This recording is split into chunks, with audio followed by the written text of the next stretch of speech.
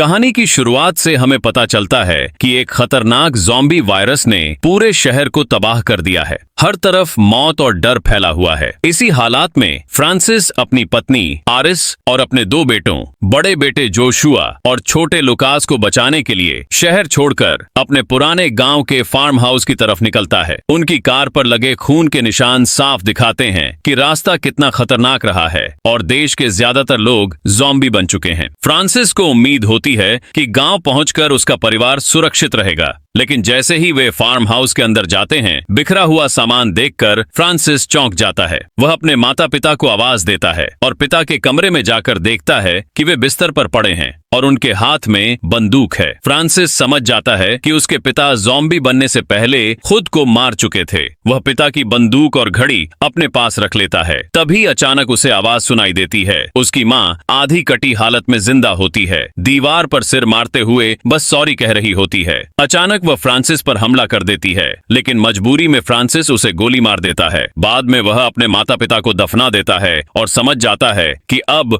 Virus गांव तक भी पहुंच चुका है। इसके बाद जोशुआ फ्रांसिस से कहता है कि स्टोर रूम से जरूरी सामान लेना चाहिए। दोनों वहां जाते हैं और देखते हैं कि फार्म हाउस के केयरटेकर ने फांसी लगा ली है। कुछ पल की खामोशी के बाद फ्रांसिस जोशुआ को उसकी कमर से चाबियां लेने को कहता है। डरते डरते जैसे ही जोशुआ चाबियां खींचता है, केयरटेकर का शरीर अचानक नीचे गिर पड़ता है। घबराया हुआ जोशुआ भागकर बाहर आ जाता है। तभी आरिस उसे डरा हुआ देखकर सवाल करती है और फ्रांसिस समझ जाता है कि असली खतरा अब शुरू होने वाला है। फ्रांसिस आरिस से कहता है कि कुछ खास नहीं हुआ, बस एक मरी हुई लाश जोशुआ पर गिर गई थी। यह सुनकर आरिस गुस्से में कहती है कि जोशुआ से ऐसे खतरनाक काम मत करवाया करो, लेकिन फ्रांसिस साफ बोलता है कि अगर यहाँ जिंदा रहना है तो यह सब सीखना ही पड़ेगा, वरना कोई भी ज्यादा समय तक नहीं बच पाएगा। इसके बाद वह अपने छोटे बेटे लुकास को खाने के लिए गन्ने का टुकड़ा देता है। लुकास को खुशी से खाते देख फ्रांसिस खुश हो जाता है, जिससे साफ पता चलता है कि वह अपने छोटे बेटे का ज्यादा ध्यान रखता है। फिर आरिस फ्रांसिस को नीचे बने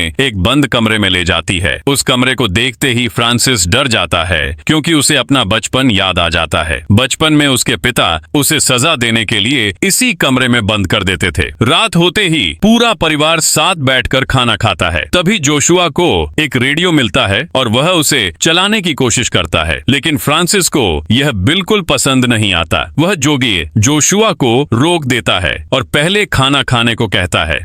खाने के दौरान जोशुआ बताता है कि उसकी प्रेमिका एलिस का संदेश आया है। वह अपने परिवार के साथ उत्तर के पहाड़ों में जा रही है, जहां सरकार ने लोगों को बचाने के लिए एक सुरक्षित जगह बनाई है। यह सुनते ही फ्रांसिस मना कर देता है और कहता है कि वह किसी भी सुरक्षित जगह पर नहीं जाएगा। उसे लगता है कि वहां लोगों को जानवरों की तरह रखा जाएगा और खाने के लिए लड़ना पड़ेगा। वह साफ कह देता है कि सभी यहीं रहेंगे, लेकिन आरिस को उसका यह फैसला बिल्कुल पसंद नहीं आता। रात को आरिस फ्रांसिस से कहती है कि जोशुआ से इतनी सख्ती से बात ना करें, क्योंकि वह अब बड़ा हो चुका है। उसी रात फ्रांसिस एक भयानक सपना देखता है, जिसमें उसका पिता डरावने रूप में दिखाई देता है। डर के मारे वह अचानक उठ जाता है और आरिस को कसकर पकड़ लेता है। सुबह बात करते समय आरिस साफ कह देती है कि उसे इस जगह पर बिल्कुल भी रहना पसंद नहीं है। बुरे सपने और आरिस की जिद की वजह से फ्रांसिस मजबूरी में पहाड़ों वाली सुरक्षित जगह पर जाने के लिए मान जाता है। परिवार गाड़ी में निकल पड़ता है। रास्ते में वे देखते हैं कि पुल पर कई गाड़ियां खड़ी हैं और रास्ता लोहे की रुकावट से बंद है। फ्रांसिस वापस फार्म हाउस लौटने की बात करता है, लेकिन आरिस कहती है कि रास्ते का एक हिस्सा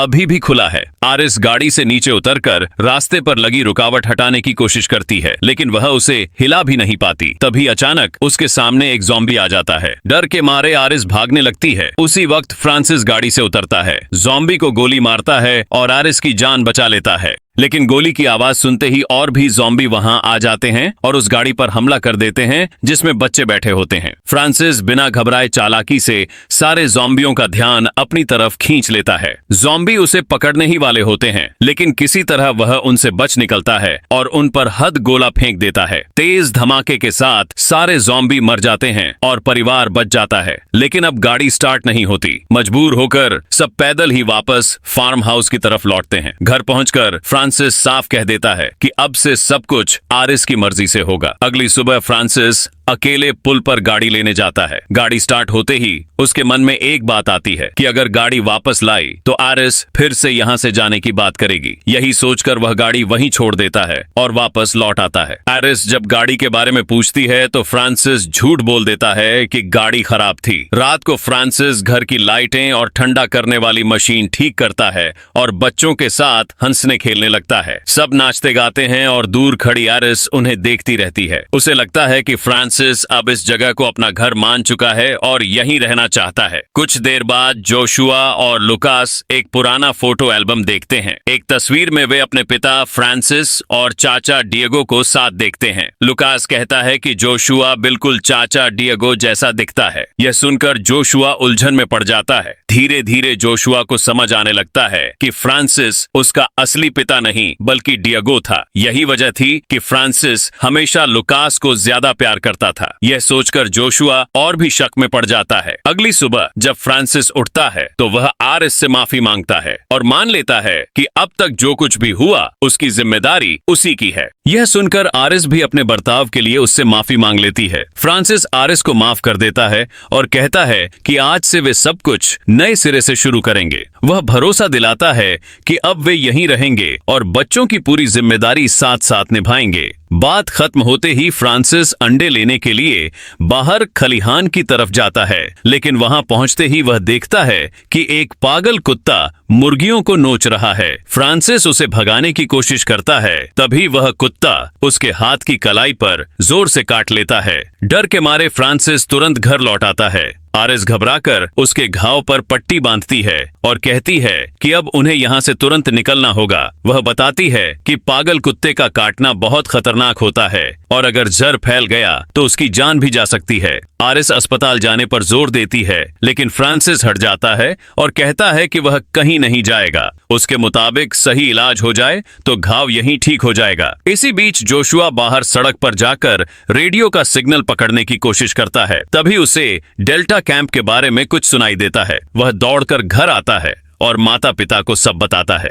लेकिन फ्रांसिस को उसकी बात पर भरोसा नहीं होता। गुस्से में वह कहता है कि झूठ बोलना बंद करो। फ्रांसिस मान चुका था कि अब दुनिया में कोई भी सुरक्षित जगह नहीं बची है। या तो लोग मर चुके हैं या ज़ॉम्बी बन गए हैं। रात के खाने के समय पूरा परिवार फिर डेल्टा कैंप की बात करता है। फ्रांसिस सबको समझाता है कि बाहर की दुनिया पूरी तरह तबाह हो चुकी है और वहां बचने की कोई उम्मीद नहीं है। उसके हिसाब से यही जगह सबसे सुरक्षित है और उन्हें यहीं रहना चाहिए। अगली सुबह जोशुआ अपने पिता के पास आता है और कहता है कि वह भी अपने परिवार के लिए कुछ करना चाहता है। वह बताता है कि अब वह बच्चा नहीं रहा और उसे अपनी आजादी चाहिए, लेकिन फ्रांसिस उसकी बात अनसुनी कर देता है और कहता है कि वह अभी इतना बड़ा नहीं हुआ कि अपने फैसले खुद ले सके। वही जेब पे यह भी कहता है कि कभी कभी परिवार को बचाने के लिए किसी को मारना भी पड़ता है। जब वह जोशुआ से पूछता है कि क्या वह ऐसा कर सकता है, तो जोशुआ जवाब देता है कि अगर परिवार की रक्षा के लिए जरूरी हुआ तो वह यह भी कर सकता है। जोशुआ की हिम्मत परखने के लिए फ्रांसिस उसे बाहर खेत में ले जाता है। वह निशाना लगाता है और उसे गोली चलाने को कहता है। जोशुआ कई बार कोशिश करता है लेकिन निशाना चूक जाता है। फ्रांसिस गुस्से में चिल्लाता है और कहता है कि अगर वह परिवार की रक्षा नहीं कर सकता तो ऐसी बातें करना बंद करें। डर के बावजूद जोशुआ गहरी सांस लेता है और गुस्से में गोली चलाने लगता है। गोलियों की आवाज सुनकर आरिस लुकास के साथ बाहर आती है और गुस्से में फ्रांसिस को रोकने को कहती है। तभी उसकी नजर सामने खड़े एक ज़ॉम्बी पर पड़ती है। देखते ही देखते एक नहीं बल्कि कई ज़ॉम्बी उनकी तरफ बढ़ने लगते हैं। फ्रांसिस चिल्लाकर सबको भागने को कहता है। सब घर के अंदर भागते हैं, दरवाजा बंद करते हैं और भारी सामान लगाकर रास्ता रोक देते हैं। ऊपर जाकर वे देखते हैं कि ज़ॉम्बी पूरे घर को घेर चुके हैं। कुछ ही देर में ज़ॉम्बी दरवाजा तोड़ने की कोशिश करने लगते हैं। फ्रांसिस समझ जाता है कि अब यहाँ से बचकर निकलना आसान नहीं है। तभी अचानक बाहर एक गाड़ी की आवाज आती है। एक आदमी गाड़ी लेकर आता है और जोर जोर से हॉर्न बजाने लगता है। ज़ॉम्बियों का ध्यान तुरंत उस गाड़ी की तरफ चला जाता है। वह आदमी गाड़ी घुमाकर भाग जाता है और सारे ज़ॉम्बी उसके पीछे दौड़ पड़ते हैं, लेकिन फ्रांसिस गाड़ी को देखकर पहचान जाता है कि वह किसकी है। अगली सुबह फ्रांसिस नदी के किनारे उस आदमी से मिलने जाता है। वहाँ उसे पता चलता है कि वह आदमी उसका बड़ा भाई डिएगो है। पिछली रात उसी ने उनकी जान बचाई थी। डिएगो बताता है कि वह माता पिता से मिलने आया था, लेकिन फ्रांसिस उसे बता देता है कि अब वे इस दुनिया में नहीं रहे। डिएगो रुककर मदद करने की पेशकश करता है, लेकिन फ्रांसिस को यह बिल्कुल पसंद नहीं आता। असल में फ्रांसिस डियागो से नफरत करता है क्योंकि शादी के बाद डियागो का आरिस के साथ रिश्ता था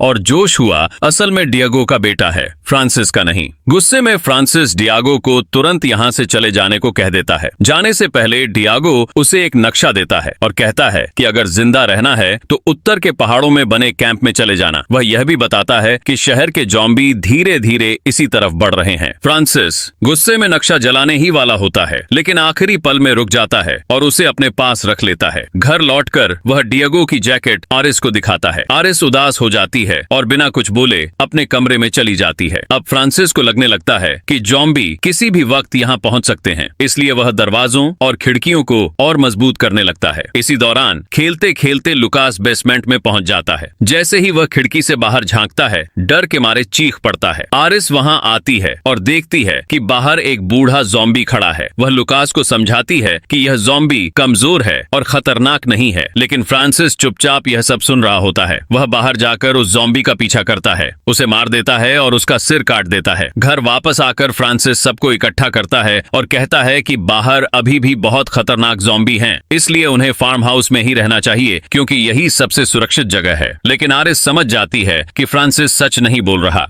बाद में जब फ्रांसिस नहाने जाता है तो जोशुआ उसके कमरे में जाता है और वह नक्शा देख लेता है जो डेगो ने दिया था। कुछ देर बाद फ्रांसिस बाहर आता है और जोशुआ को कमरे से बाहर जाने के लिए कह देता है। जैसे ही रात होती है, फ्रांसिस अचानक क्रिसमस मनाने की तैयारी करने लगता है। सब उसे बताते हैं कि अभी तो सितंबर का महीना है, क्रिसमस कैसे हो सकता है, लेकिन फ्रांसिस कहता है कि उसके लिए आज ही क्रिसमस है। यहीं से साफ दिखने लगता है कि फ्रांसिस की मानसिक हालत धीरे धीरे बिगड़ रही है। रात के खाने के दौरान जोशुआ अपनी माँ को नक्शे के बारे में बता देता है। आरिस फ्रांसिस से पूछती है कि नक्शा कहाँ है। यह सुनते ही फ्रांसिस गुस्से में आ जाता है और कहता है कि उसके पास कोई नक्शा नहीं है। फिर वह बच्चों से कह देता है कि उनकी माँ किसी और के साथ भागना चाहती थी, लेकिन वायरस की वजह से ऐसा नहीं कर पाई। यह सुनकर बच्चे रोने लगते हैं और आरिस से सच पूछते हैं। आरिस मजबूरी में मान लेती है कि फ्रांसिस जो कह रहा है वह सच है। इसके बाद फ्रांसिस सबको चेतावनी देता है कि अब कोई भी इस घर से बाहर नहीं जाएगा। वह नक्शा उठाकर आग में फेंक देता है। यह देखकर आरिस गुस्से में फ्रांसिस को थप्पड़ मारती है और अपने कमरे में चली जाती है। अगले दिन फ्रांसिस गन्ना लेने खेत में चला जाता है। उसके जाने के बाद आरिस बच्चों से बात करती है। साफ दिखता है कि बच्चे अपनी माँ के साथ खुद को ज्यादा सुरक्षित महसूस करते हैं क्योंकि फ्रांसिस अजीब हरकतें करने लगा है और उसका दिमाग ठीक नहीं लग रहा। शाम को फ्रांसिस लौटता है और एक बड़ा लकड़ी का तख्ता लाकर दरवाजे के सामने लगा देता है। वह सबको बताता है कि बाहर बहुत खतरनाक ज़ॉम्बी घूम रहे हैं और अब कोई बाहर नहीं जाएगा। बाद में जब फ्रांस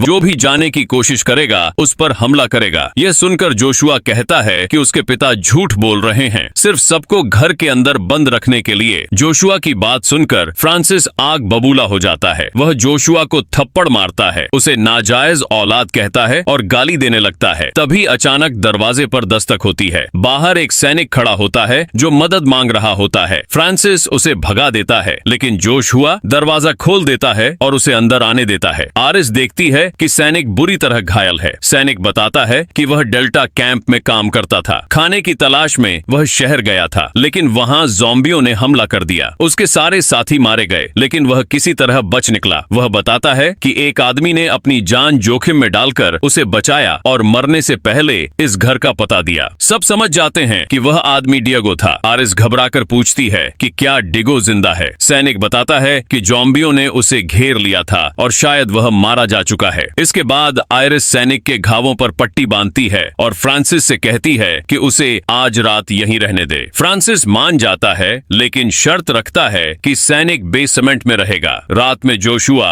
अपनी माँ से कहता है कि वह चिंता न करें। वह बताता है कि उसे पता है फ्रांसिस उसका असली पिता नहीं है, इसी वजह से फ्रांसिस उसके साथ इतना सख्त व्यवहार करता है। फिर भी वह फ्रांसिस को अपना पिता ही मानता है। जोशुआ कहता है कि वह आज रात बाहर जाकर सड़क की हालत देखने जाएगा। आइरिस उसे इजाजत दे देती है और जोशुआ चुपचाप घर से निकल जाता है। अगली सुबह फ्रांसिस उठता है और देखता है कि जोशुआ घर में नहीं है। वह आरिस से पूछता है कि जोशुआ कहाँ गया, लेकिन आरिस कोई जवाब नहीं देती। तभी फ्रांसिस की नजर खुले दरवाजे पर पड़ती है और वह समझ जाता है कि जोशुआ भाग चुका है। यह बात उसके दिमाग पर इतनी भारी पड़ती है कि वह गुस्से में पागल हो जाता है। वह हथौड़ा उठाता है और बेसमेंट में बंद सैनिक के सिर पर वार करके उसे मार देता है। यह देखकर आरिस और लुकास डर के मारे कांपने लगते हैं। इसके बाद फ्रांसिस आरिस को जोर से धक्का देता है और वह बेहोश हो जाती है। जब आरिस को होश आता है तो वह देखती है कि फ्रांसिस ने उसे और लुकास को बेसमेंट में बंद कर दिया है। दूसरी तरफ फ्रांसिस को वही कुत्ता दिखाई देता है जिसने उसे काटा था। गुस्से में वह बाहर जाकर उसे बेरहमी से मार डालता है। अब फ्रांसिस की मानसिक हालत पूरी तरह बिगड़ जाती है। वह उस कुत्ते का मांस पकाकर आरिस और लुकास के पास ले आता है और जबरदस्ती खिलाने की कोशिश करता है। आरिस मना कर देती है। गुस्से में फ्रांसिस थाली फेंक देता है और एक चाकू नीचे गिर जाता है। आरिस चुपचाप उस चाकू को अपने पैर से छुपा लेती है। इसके बाद आरिस फ्रांसिस को शांत करने की कोशिश करती है। वह कहती है कि फ्रांसिस उसकी जिंदगी का सबसे अहम इंसान है, लेकिन तभी फ्रांसिस की नजर उसके पैरों के नीचे छुपे चाकू पर पड़ जाती है। ऐसा चाकू उठाता है और आरिस को फिर से बेसमेंट में बंद कर देता है। आरिस भागने की कोशिश करती है, लेकिन उसका पैर फिसल जाता है और वह फिर से बेहोश हो जाती है। कुछ देर बाद जब आरिस को होश आता है तो लुकास उससे पूछता है कि अब क्या करें। आरिस उसे एक योजना बताती है। लुकास जोर जोर से चिल्लाने लगता है। उसकी आवाज सुनकर फ्रांसिस भागता हुआ वहां आता है। इसी मौके का फायदा उठाकर आरिस उस पर हमला कर देती है। वह फ्रांसिस को बेहोश कर देती है और उसे बेसमेंट में बंद कर देती है, जबकि वह लुकास को लेकर बाहर निकल जाती है। बेसमेंट में बंद फ्रांसिस अपने बचपन की यादों में खो जाता है। बाहर आरिस लुकास को लेकर भागने की कोशिश करती है, लेकिन तभी दरवाजे पर उसे डिएगो दिखाई देता है, जो अब एक ज़ॉम्बी बन चुका होता है। डर के मारे आरिस लुकास को पकड़कर वापस घर में भागती है, लेकिन ज़ॉम्बी डिएगो भी अंदर घुस आता है। वह सीधे लुकास पर हमला कर देता है। अपने बेटे को बचाने के लिए आरिस आगे आती है, लेकिन ज़ॉम्बी उस पर भी हमला कर देता है। बेसमेंट में फ्रांसिस उनकी चीखें सुन लेता है। वह पूरी ताकत लगाकर दरवाजा तोड़ देता है और ऊपर पहुंचता है। गुस्से में वह डिगो पर हमला करता है और चाकू से उसे मार देता है। इसके बाद फ्रांसिस आरिस से गुस्से में पूछता है कि उसने उसके साथ ऐसा क्यों किया। तभी लुकास सामने आता है और सब देख लेते हैं कि ज़ॉम्बी ने लुकास को काट लिया है। यह देखकर आरिस और फ्रांसिस दोनों डर जाते हैं। इस पल में फ्रांसिस पूरी तरह शांत हो जाता है। उसका गुस्सा खत्म हो जाता है और वह टूट जाता है। वह आरिस से अपने बेटे को बचाने की भीख मांगता है। मजबूरी में आरिस लुकास का संक्रमित हाथ काट देती है और घाव पर पट्टी बांध देती है। ये सब देखकर फ्रांसिस अंदर से टूट जाता है। आरिस उसे कहती है कि जल्दी से गाड़ी लेकर आओ ताकि लुकास को डॉक्टर के पास ले जाया जा सके। फ्रांसिस दौड़कर वैन की तरफ जाता है, लेकिन वहां उसका बड़ा बेटा जोशुआ बंदूक लिए खड़ा होता है। फ्रांसिस को खून से सना देखकर जोशुआ समझ लेता है कि उसका पिता पूरी तरह पागल हो चुका है और शायद उसने आरिस को मार दिया है। डर और गुस्से में जोशुआ गोली चला देता है। जब जोशुआ घायल फ्रांसिस के पास पहुंचता है तो फ्रांसिस अपने बेटे का हाथ पकड़ता है और कहता है कि उसने हमेशा जोशुआ को अपना ही बेटा माना है। वह उससे माफी मांगता है कि अगर कभी उसे दुख पहुंचाया हो। यह सुनकर जोशुआ टूट जाता है और रोते हुए कहता है कि उसने अनजाने में बहुत बड़ी गलती कर दी, लेकिन तभी फ्रांसिस वहीं दम तोड़ देता है। जोशुआ फूट फूट कर रोने लगता है। उसे एहसास होता है कि सब कुछ खत्म हो चुका है। अब वह वैन लेकर वापस घर जाता है, जहां आरिस उसका इंतजार कर रही होती है। आरिस को अभी तक पता नहीं होता कि फ्रांसिस मर चुका है। अब ना फ्रांसिस जिंदा है और ना ही उसका भाई डिएगो। पूरे परिवार की जिम्मेदारी अब अकेली आरिस पर आ जाती है और इसी सीन के साथ यह फिल्म खत्म हो जाती है।